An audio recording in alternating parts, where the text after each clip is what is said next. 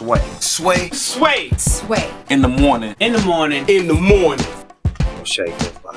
Wake your punk ass up. That crust out your eyes. Got the background vocals taken care of. That's incomparable Shakespeare right there, all on the line. Scott Storch is here right now. He's a hit maker.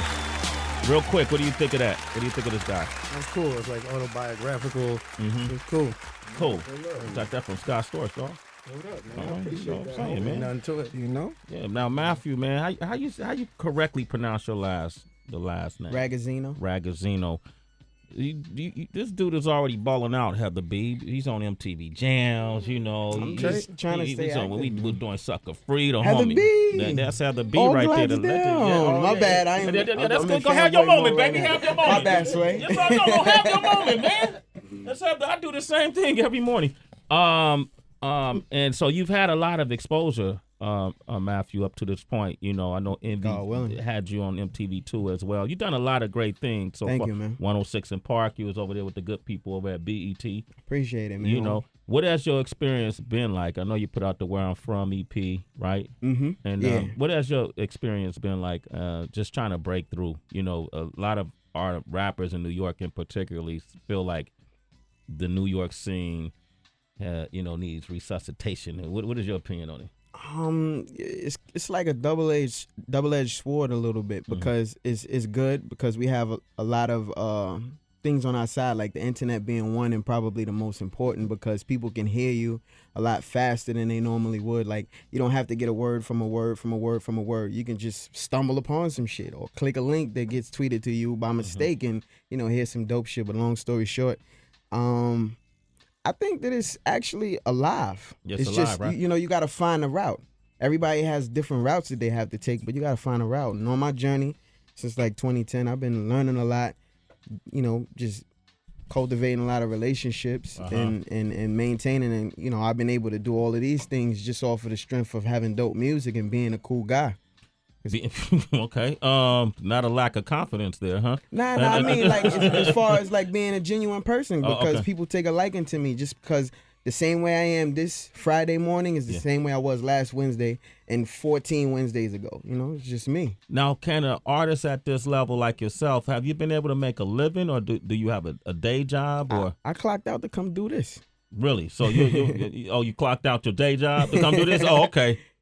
No, but you have a day job. Yeah, I make money off of it, but it's not enough to make a living right now. But, that's what we working on now. We grinding. You getting shows and that?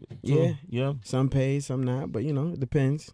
A lot of features. Of features lately. Like what? With whom? Anyone we know? Just whoever reaches out. If they got a song that I like.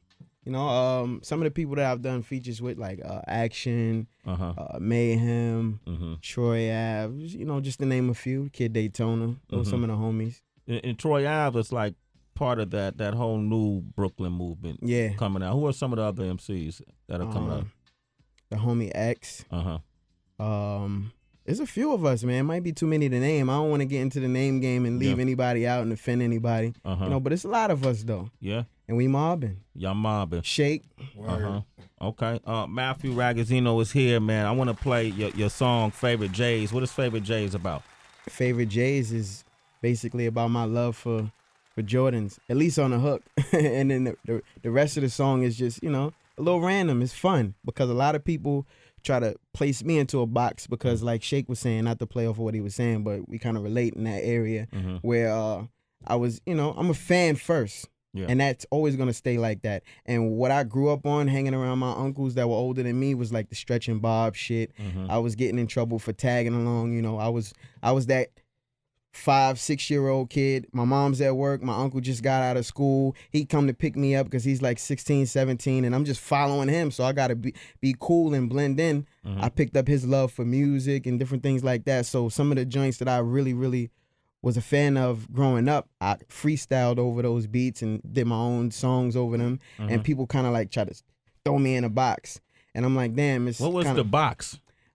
Quote unquote the 90s rapper and a preservationist, one of those guys who's just like totally against any type of mainstream radio and all that, and that's not my swag at all. Like that's not me. I do everything. Like I do what I want to do. Why do I have to find a lane and stick to it when I can do everything? If I can shoot a jumper and take you to the basket off the dribble and shoot a three and my free throws is good. Like, why not display all of that?